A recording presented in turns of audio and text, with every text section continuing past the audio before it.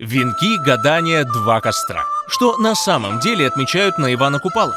Праздник выступает как некий сезонный рубеж, после которого русалки, банники и лесовики становятся безвредными.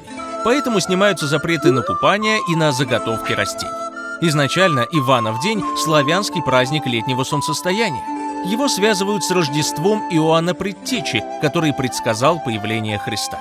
На Ивана Купала, конечно, прыгали через костер. А что еще? Самыми распространенными обрядами были плетение венков, сжигание или бросание в воду купальского деревца, гадание, купание или умывание росой. Все эти обряды были нужны для победы над нечистой силой.